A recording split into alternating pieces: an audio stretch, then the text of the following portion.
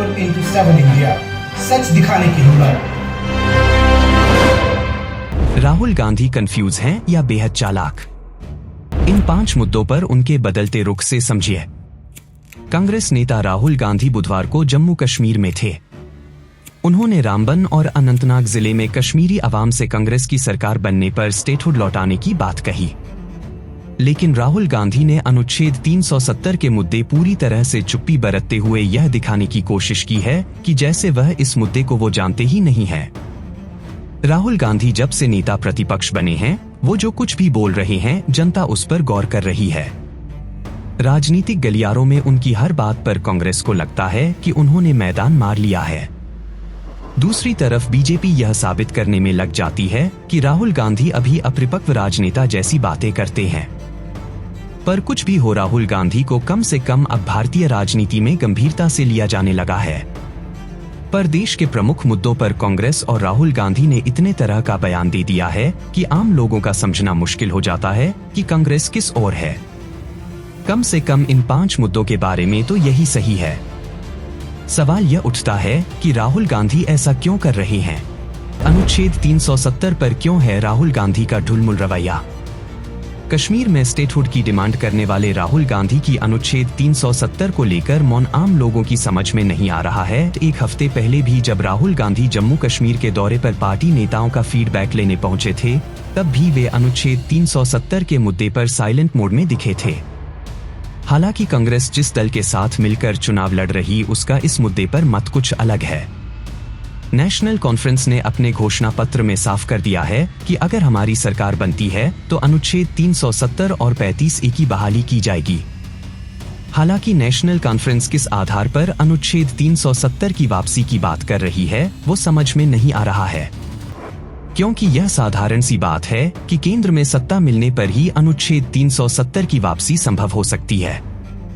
जाहिर सी बात है कि नेशनल कॉन्फ्रेंस को केंद्र में बहुमत नहीं मिलने जा रहा है। दूसरी बात, उनकी सहयोगी पार्टी कांग्रेस ने 370 पर चुप्पी साध रखी है। यही कारण है कि भारतीय जनता पार्टी को आरोप लगाने का मौका मिल रहा है। साधारण सी बात है कि क्या नेशनल कॉन्फ्रेंस और कांग्रेस में कोई गुप्त समझौता हुआ है? क्योंकि जब 370 खत्म किया गया था, कांग्रेस इसे लेकर कंफ्यूज नहीं थी।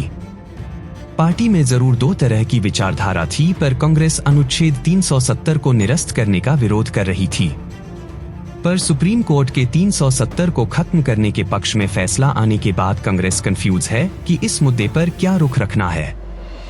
जब नरेंद्र मोदी सरकार ने अगस्त 2019 में संसद में जम्मू और कश्मीर पुनर्गठन कानून पारित करके अनुच्छेद 370 को निरस्त कर दिया और जम्मू कश्मीर और लद्दाख को केंद्र शासित प्रदेशों में विभाजित कर दिया, तो कांग्रेस इस फैसले का विरोध कर रही थी। तब पार्टी ने संसद में अपना कड़ा विरोध जताया था। 6 अगस्त 2019 को एक बैठक में कांग्रेस वर्किंग कमेटी ने जिस तरह से निरस्तीकरण किया गया, उसके लिए सरकार पर जबरदस्त हमला बोला था। CWC ने तर्क दिया कि 1947 में जम्मू कश्मीर और भारत के बीच विलय पत्र की शर्तें अनुच्छेद 370 के रूप में संवैधानिक मान्यता का प्रतीक थी।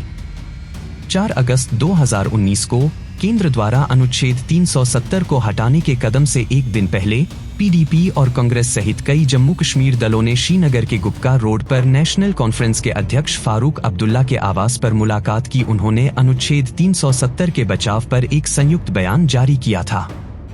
जाहिर सी बात है कि अब कांग्रेस को कुछ भी याद नहीं है या कांग्रेस राजनीतिक खेल खेल रही है। राज्यों में ओल्ड पेंशन स्कीम का वादा, पर केंद्र में पता नहीं। दूसरे नंबर पर बात करते हैं ओल्ड पेंशन स्कीम यानी पुरानी पेंशन योजना की। कांग्रेस यूपीए सरकार के अपने 10 साल के कार्यकाल में तो इसे वापस नहीं ला सकी, पर जब से केंद्र में नरेंद्र मोदी की सरकार है, कांग्रेस ओल्ड पेंशन स्कीम की राग अलापने लगी है। पर विधानसभा के चुनावों में ही कांग्रेस यह वादा करती है। हिमाचल, राजस्थान, छत्तीसगढ़, मध्य प्रदेश में 1 साल पहले हुए विधानसभा चुनावों में कांग्रेस ने अपने घोषणा पत्र में ओपीएस को फिर से लागू करने का वादा किया था। पर लोकसभा चुनावों में कांग्रेस ने जो घोषणा पत्र जारी किया, उसमें कहीं भी ओपीएस की चर्चा तक नहीं की गई। कांग्रेस ने जिन राज्यों में ओपीएस का वादा किया और चुनाव जीत गए, वहां भी ओपीएस लागू करने में सफलता नहीं हासिल हो सकी है। जाहिर है कि आम जनता यह समझ नहीं पा रही है कि कांग्रेस का इस ओपीएस स्कीम्स के बारे में क्या राय है। पर कांग्रेस ने ओपीएस समर्थक दल की छवि आम लोगों के बीच बनाकर यह साबित कर दिया है कि किसी भी मुद्दे पर मौन हो जाना राहुल की रणनीतिक होशियारी सफल साबित हो रही है। सीएए पर मौका देखकर बदलता रहा रुख। 2019 में केंद्र सरकार ने सिटीजनशिप अमेंडमेंट एक्ट लागू किया। उसके बाद राहुल गांधी और कांग्रेस का सीएए को लेकर रुख हमेशा बदलता रहा है।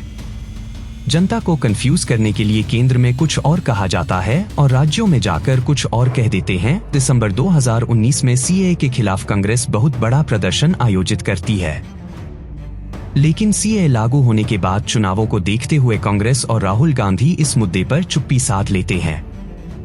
लोकसभा चुनावों के दौरान केरल में सीएए एक बहुत बड़ा मुद्दा था, पर दलित सब कोटा पर राहुल का रुख अब तक नहीं पता चला। दलित सब कोटा पर सुप्रीम कोर्ट में आए फैसले के बाद देश की राजनीति में तूफान के पहले का भूचाल आया हुआ है। सभी पार्टियां कंफ्यूज हैं कि इस फैसले पर क्या रुख अपनाया जाए। सुप्रीम कोर्ट के फैसले का स्वागत करने में सबसे आगे कांग्रेस शासित राज्य तेलंगाना और कर्नाटक के मुख्यमंत्रियों ने तुरंत दलित सब कोटा बनाने के फैसले का स्वागत किया। इन दोनों राज्यों ने यहां तक कहा कि उनके यहां आने वाली भर्तियों में इस फैसले के अनुसार ही विज्ञापन निकाले जाएंगे, पर कांग्रेस की ओर से कोई ऑफिशियल स्टेटमेंट अभी तक नहीं आई है। अभी तक पार्टी विचार ही कर रही है। भारतीय जनता पार्टी में भी इस फैसले को लेकर बहुत कंफ्यूजन था, पर पार्टी के दलित सांसदों ने पीएम मोदी से मिलकर इस फैसले के क्रियान्वयन पर रोक लगाने की मांग की। बाद में केंद्र सरकार ने पीसी करके यह बताया कि इस फैसले के क्रियान्वयन का सरकार का कोई इरादा नहीं है। जाति जनगणना देश भर में कराएंगे, पर कर्नाटक, तेलंगाना और हिमाचल पर चुप्पी। जाति जनगणना को लेकर राहुल गांधी लगातार बयानबाजी कर रहे हैं। संसद से लेकर सड़क तक देश का कोई भी मंच ऐसा नहीं होगा जहां पिछले साल से ही राहुल गांधी जाति जनगणना की बात न कर रहे हों। बार बार जाति जनगणना की बात करने के चलते वे इस मुद्दे के ब्रांड एम्बेसडर बन गए हैं। यहां तक कि जाति जनगणना का मुद्दा उठाने वाली मंडली बिहार के मुख्यमंत्री नीतीश कुमार, बिहार के पूर्व मुख्यमंत्री लालू प्रसाद यादव, यूपी के पूर्व मुख्यमंत्री अखिलेश यादव को भी वो पीछे छोड़ चुके हैं। पर जिस तरह जाति जनगणना के मुद्दे पर काम नीतीश कुमार ने किया, राहुल गांधी उस तरह कुछ करते हुए नजर नहीं आते हैं। देश भर में राहुल गांधी जाति जनगणना की बात करते हैं, पर जिस तरह नीतीश कुमार ने बिहार में जनगणना करवाकर वंचित तबकों के लिए कानून बनाने का काम किया, उस तरह राहुल गांधी नहीं कर रहे हैं।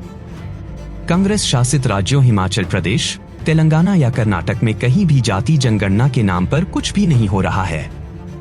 कर्नाटक में तो जाति जनगणना कांग्रेस की पूर्ववर्ती सरकार में ही हो चुका है, केवल रिपोर्ट ही सार्वजनिक करनी है। पर यह भी काम राहुल के वश में नहीं है या वो करना ही नहीं चाहते हैं।